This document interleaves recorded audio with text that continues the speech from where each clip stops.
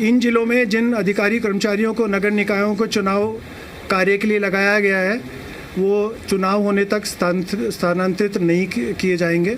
इसके अलावा chief secretary को भी एक लेटर लिख दिया गया है कि मॉडल कोड ऑफ कंडक्ट में जो जो चीज़ें प्रशासन और राजनेता नहीं कर सकते हैं वो उनको लेटर लिख दिया गया है ताकि उसका सख्ती से पालन किया जाए। चुनाव लड़ने वाले उम्मीदवारों के लिए शैक्षणिक संस्था योग्यता आप लोगों को पता ही है, वो फिर से दोहराने की ज़रूरत नहीं है, वो प्रेस विज्ञप्ति में भी आपको दे दी जाएगी। इसी तरह जमानत जमा राशि खर्चा सीमा मैं आपको बता देता हूँ। महापौर अध्यक्ष और नगर निगम, नगर परिषद, नगर पालिका के सदस्य के लिए चुनाव लड़ने वाले उम्मीदवारों के लिए खर्चा सीमा इस प्रकार होगी। नगर निगम महापौर के लिए 30 लाख की सीमा है और सदस्यों के लिए 7.5 लाख की सीमा है। नगर परिषद के अध्यक्ष की सीमा खर्चे की 20 लाख रुपए है और सदस्य की 4.5 लाख रुपए है। नगर पालिका के अध्यक्ष की 12.5 लाख है सीमा और सदस्यों की 3 लाख है। चुनाव लड़ने वाले सभी उम्मीदवारों को चुनाव खर्च का हिसाब रखना होगा और चुनाव नतीजा आने की तारीख से 30 दिनों के अंदर उपायुक्त या राज्य चुनाव आयोग द्वारा नॉमिनेटेड ऑफिसर को जमा करानी होगी। ऐसा ना करने पर उम्मीदवार को 5 साल के लिए अयोग्य घोषित कर दिया जा सकता है। इस बार हम लोग नई चीज़ करेंगे, जो भी एक्सपेंडिचर ऑब्जर्वर होंगे, जिस तरह असेंबली और लोकसभा इलेक्शन में होता है, उनकी जिम्मेवारी होगी वो उनको एजुकेट भी करेंगे, बिकॉज इसमें हर एक को पता नहीं होता इसके बारे में, उनको शिक्षित भी करेंगे, बाकायदा उनको जो सहयोग चाहिए होगा अपना रजिस्टर एक्सपेंडिचर रजिस्टर करने के लिए उसमें भी उनकी सहायता करेंगे और उनको सबको बताएंगे कि कब तक ये पूरा करना है प्रक्रिया। और ये एक्सपेंडिचर ऑब्जर्वर्स की इस बार ड्यूटी लगाई जाएगी कि लास्ट के 2 दिन में वो कैंप करेंगे अपने ज़िलों में, ताकि कोई भी इससे वंचित न रह जाए, क्योंकि उसके बाद फिर जब ये कार्रवाई होती है उनको डिस्क्वालीफाई करने के लिए वो बहुत अच्छी नहीं होती। इस बार स्टेट इलेक्शन कमीशन हम लोग एक एग्रेसिवली और एक पॉजिटिव उसमें उनका सहयोग देंगे इस कार्य में। उम्मीदवारों के लिए खिलाफ आपराधिक केस के बारे में शपथ पत्र अगर कोई हो, ये अभी तक सिर्फ म्यूनसिपल इलेक्शंस के लिए था। अभी कुछ दिन पहले हम लोगों ने उसके लिए पंचायती में भी जो उम्मीदवार होंगे उसके ऊपर भी ये एप्लीकेबल कर दिया है और इसकी भी यदि वैसे कॉपी वेबसाइट पे अवेलेबल है, यदि इसके में भी कोई आपको चाहिए होगी तो हमारा कार्यालय आपको प्रोवाइड कर देगा। ये सिर्फ ये था क्योंकि हमें लगा कि क्योंकि लोकल बॉडी के इलेक्शंस, म्यूनसिपल इलेक्शंस भी हैं और पंचायती राज हैं, सिर्फ एक पे ही अप्लाई नहीं हो सकता, ये सब पे अप्लाई होना चाहिए, क्योंकि वहाँ पे भी इस तरह के आपराधिक बैकग्राउंड के लोग चुनाव लड़ते हैं उनको भी, ताकि उसी प्रक्रिया के थ्रू जाना पड़े जैसे बाकी लोग करते हैं। ये फर्स्ट टाइम हो रहा है सर? पंचायतों में पहली बार हो रहा है, अभी तक म्यूनसिपल पे था लेकिन पंचायतों पे भी हमने उस पे ऐड कर दिया है इसको।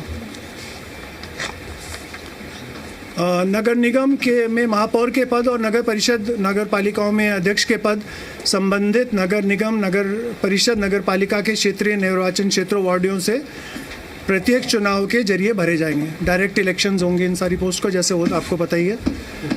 और इसी प्रकार संबंधित नगर निगम, नगर परिषद, नगर पालिका के क्षेत्रीय निर्वाचन क्षेत्रों वार्डों के योग्य मतदाता अपने मत डालकर सीधा अपने महापौर अध्यक्ष का चुनाव करेंगे। इन चुनाव में हम जो सुचारू रूप से संचालन करने के लिए करीब 6000 से अधिक मतदान कर्मियों को तैनात किया जाएगा, जिनमें रिटर्निंग अफसर, सहायक रिटर्निंग अफसर, पर्यवेक्षक, कर्मचारी, पीठासीन अधिकारी, मतदान अधिकारी एवं अन्य कर्मचारी शामिल होंगे। संवेदनशील और अति संवेदनशील बूथों पर पुलिस की तैयारी के लिए हमने पहले ही इसके डायरेक्शंस दे दिए हैं। चुनाव स्वतंत्र, निष्पक्ष, पारदर्शी और शांतिपूर्ण तरीके से कराने के लिए पूरे इंतजाम किए जा रहे हैं। पोलिंग स्टेशनों पर कानून व्यवस्था बनाए रखने के लिए पर्याप्त मात्रा में पुलिस फोर्स तैनात की जाएगी और संवेदनशील और अति संवेदनशील इलाकों में अतिरिक्त पुलिस फोर्स भी दी जाएगी। ये जितने चुनाव होंगे ये सब ईवीएम के थ्रू होंगे। राज्य में नगर निकायों के आम उपचुनाव को कराने के लिए 2000 से अधिक ईवीएम का इस्तेमाल किया जाएगा। हर पद यानी महापौर, अध्यक्ष और सदस्य के लिए अलग अलग ईवीएम का प्रयोग किया जाएगा। एक नोटा, इन चुनावों में भी नोटा का विकल्प का उपयोग किया जाएगा, ताकि जो मतदाता मतदान केंद्र पर आते हैं और ये तय करते हैं कि वे चुनाव लड़ रहे किसी भी उम्मीदवार को वोट नहीं देंगे। वे अपनी गोपनीयता के अधिकार को बनाए रखते हुए किसी उम्मीदवार को वोट ना देने का अधिकार को बनाए रखेंगे। इसमें हमने एक 7 अप्रैल को निकाला है। पहले जो डायरेक्शन थे SC से उसमें यह था कि यदि नोटा के वोट सबसे ज़्यादा है उम्मीदवारों से तो उसमें री इलेक्शन होंगे। तो वो हमने सुप्रीम कोर्ट का भी है, इलेक्शन कमीशन का भी है और सब जगह है। हमने अभी ये कहा है नोटा का प्रयोग तो होगा, लेकिन नोटा की वोटों को निकाल के जिसका सबसे अधिक वोट होंगे उसको निर्वाचित घोषित कर दिया जाएगा। Total number of votes polled या वैलिड नहीं माइनस नोटा नहीं अब प्लीज़, अब इसमें है सपोज 100 वैलिड वोट्स डले हैं नोटा में टोटल टोटल और नोटा में वोट्स 40 हैं, उसके बाद अगले उम्मीदवार के 35 हैं और फिर 25 हैं, तो 35 वाला उम्मीदवार निर्वाचित घोषित तो नोटा बाहर हो जाएगा। नोटा बाहर हो जाएगा। ये हम लोगों ने नोटा कैंडिडेट नहीं है, इसके लिए हम लोगों ने 7 अप्रैल को yes it was there but we change it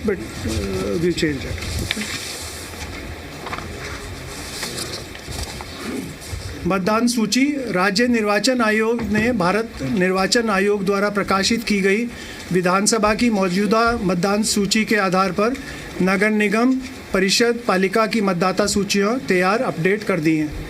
ये जो हमारे एक्ट और रूल्स के अकॉर्डिंग है उसके अकॉर्डिंग है। हालांकि अगर कोई व्यक्ति जिसका नाम संबंधित नगर निगम परिषद पालिका की वार्ड वाइज मतदाता सूची में शामिल नहीं है, लेकिन उसका नाम संबंधित विधानसभा चुनाव क्षेत्र की मतदान सूची के संबंधित भाग में मौजूद है, तो वह नामांकन दाखिल करने की आखिरी तारीख तक नगर निकाय की मतदान सूची में अपना नाम शामिल करने के लिए रिटर्निंग ऑफिसर से आवेदन कर सकता है। पंचायती राज में शायद ये फर्स्ट डे ऑफ नॉमिनेशन। ये नगर निकायों के लिए नामांकन का आखिरी तारीख है और पंचायती राज के संस्थाओं में हमारे एक्ट के अनुसार पहला दिन है। सर, इसमें सेंसिटिव बूथ कितने टोटल? ये अभी हम लोग आपको बता देंगे जैसे जैसे अब DC से रिपोर्ट आएगी, ठीक है। एक एम्बिग्यूटी नहीं आगे पंचायती राज में फर्स्ट डे और उसमें लास्ट डे। देखिए प्लीज़ आप सब एक कोशिश करने की कोशिश कीजिए। जहाँ जहाँ हमें लग रहा है कि दोनों में सिमिलैरिटी नहीं है, जहाँ हम अपने लेवल पे कर रहे हैं हम नोटिफिकेशन कर रहे हैं, जहाँ पे हमें लगता है कि हमें सिमिलर करने चाहिए वो हम राज्य सरकार को प्रस्ताव भेज रहे हैं और होपफुली अगले चुनाव में दोनों में कोई विसंगति आपको नहीं मिलेगी। कल्याण साहब, अक्सर ये होता है इलेक्शंस के अंदर जी there are allegations and counter allegation and you people will be present with number of complaints जी ऑल द टाइम। जी what kind of mechanism you have devised? Is it online or through all media, or do you have any dashboard for disposal so that see वो होता क्या है कि normally कि आज complaint की 3 दिन बाद अकॉर्डिंग टू कन्वीनियंस हो जाता है काम। नहीं, क्या उस चीज़ में भी कोई ट्रांसपेरेंसी लाएंगे आप? बिल्कुल लाएंगे। आप लोगों का भी यदि कोई इसमें सुझाव है तो उसका भी स्वागत है, बट हम इसको एज क्लोज एज पॉसिबल कि जिसका कोई भी शिकायत है वो हमारे पास जल्दी से जल्दी आए और यहाँ पे भी हम लोग कोशिश करेंगे कि उसकी शिकायत का निवारण भी बहुत जल्दी किया जाए। डैशबोर्ड होगा तो पता लगेगा। डैशबोर्ड भी करेंगे, हम वेबसाइट पे भी कर सकते हैं, हम ईमेल से भी कर सकते हैं। हम लोग जो भी सुचारू रूप से जिसको हम संचालित कर सकें हम सारे प्रयत्न करेंगे ताकि इस तरह की स्टेट